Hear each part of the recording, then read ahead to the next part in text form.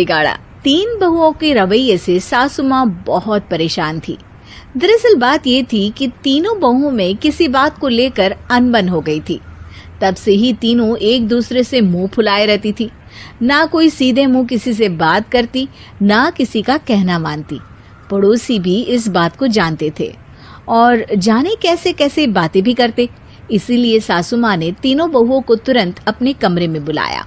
मैं कई दिनों से देख रही हूँ, तुम तीनों अलग अलग सारे काम कर रही हो। ये सब नहीं चलेगा, तीनों को मिलकर ही काम करना पड़ेगा। सास की बात सुनकर एकदम से बड़ी बहू बोल उठती है।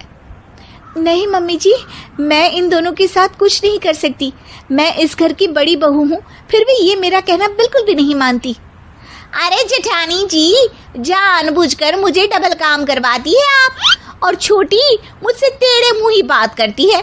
इन दोनों के बीच हमेशा सैंडविच बन जाती है मेरी, और मैं हमेशा आलू की तरह बीच में मसली जाती हूँ। मम्मी जी, इन दोनों को लगता है कि मैं छोटी हूँ तो इनके पैरों तले दब जाऊंगी, लेकिन नहीं, मेरा भी उतना ही अधिकार है जितना इन दोनों का है। बड़ी आई दोनों मेरी चुगली करने के लिए, मुझे क्या कम समझ रखा है। तीनों बहू एक दूसरे से बहस करने लगती है और सास दोबारा ये देखकर टेंशन में आ जाती है और सबसे कहती है, चुप हो जाओ, अब से तुम तीनों सारे काम एक साथ करोगी। आंख बंद करके एक दूसरे की बात सुनोगी। तुम तीनों इस बात को गांठ बांध लो, वरना अगली छुट्टियों में तुम्हारा अपना मायके जाना कैंसिल। सास की बातें सुनकर डर के मारे तीनों हामी भर देती हैं। जी मम्मी जी, मैं समझ गई। हाँ मम्मी जी, जैसा आप कहें। आप जो कहेंगी मैं वही करूंगी। तीनों बहू सास की बात को गांठ बांध लेती है और वादा करती है कि अब से सारे काम वो तीनों एक साथ मिलकर ही करेंगी। ये सब देखकर सास खुश हो जाती है और वहां से चली जाती है। नीचे जाकर वो देखती है कि घर में शर्मा जी आए हुए होते हैं। सास जोर से आवाज लगाकर कहती है, अरे बहू, जरा चाय बनाकर तो लाना, शर्मा जी आए हैं। सास की बात सुनकर तीनों बहू तुरंत किचन की ओर भागती है और चाय बनाना शुरू कर देती है।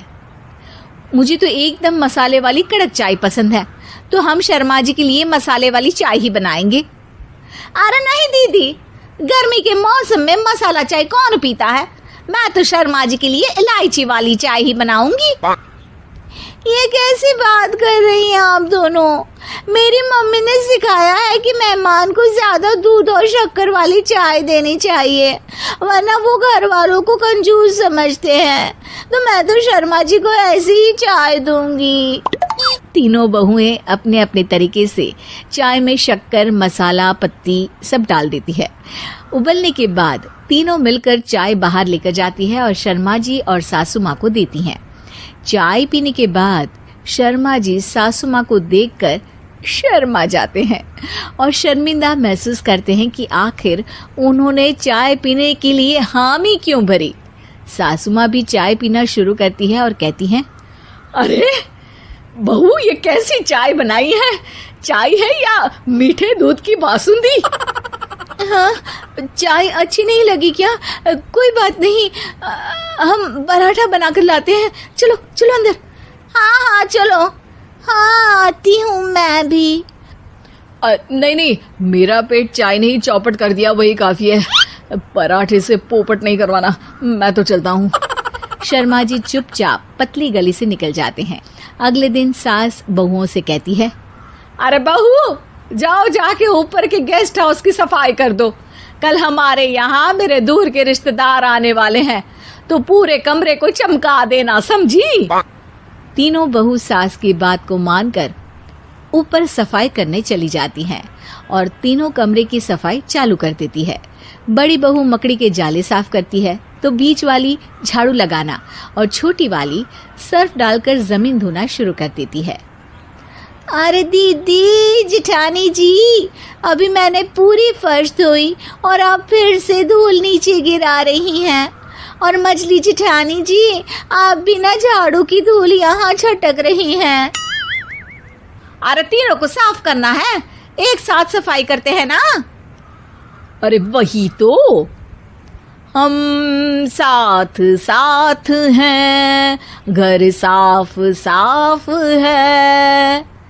तीनों बहू ऐसे ही काम में उलझ जाती है और 2 घंटे तक एक ही कमरे की सफाई करती रहती है। बहुत देर से अपनी बहुओं को ना देखने के कारण सास ऊपर कमरे में उन्हें देखने जाती है, लेकिन कमरे में घुसती ही वो गीली फर्श पर फिसलने के कारण नीचे गिर जाती है। ओरी मोरी मैया, हड्डी मरोड़ के रख दी। आए मेरी तो कमर ही टूट गई रे। तीनों बहुएं सास को उठाती हैं और बिस्तर पर सुला देती है। अरे मेरे हाथ पैर दर्द कर रहे हैं, दबा दो, आराम मिलेगा। हाँ जी माँ जी। अरे जी माँ जी, जी माँ जी। और तीनों बहुएं एक साथ सास के हाथ को दबाना शुरू कर देती हैं। माँ की तो चीख ही निकल जाती है और नतीजा ये होता है कि सास के बचे हुए शरीर में भी दर्द उठ जाता है। हाय राम, ये क्या कर दिया तुम तीनों ने। अरे मेरी तो किस्मत ही फूटी है कि तुम जैसी बहुएं मुझे मिली। हे भगवान, पूरे शरीर में दर्द बढ़ गया है। अब तो पता नहीं कि चल भी पाऊंगी या नहीं। माफ करो, मुझे गलती हो गई मुझसे कि तुम तीनों को एक साथ काम करने के लिए बोला।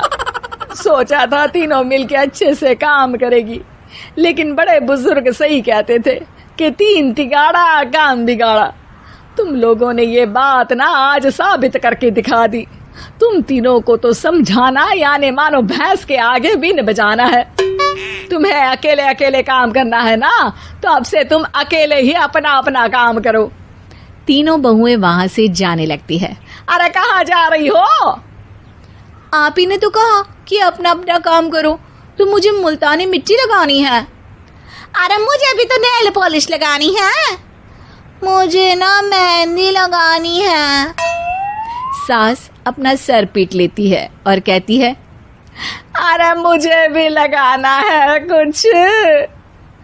क्या माँ जी? क्या माँ जी? क्या माँ जी? तुम्हारे घर वालों को फोन तुम्हारी हरकतें बताने के लिए।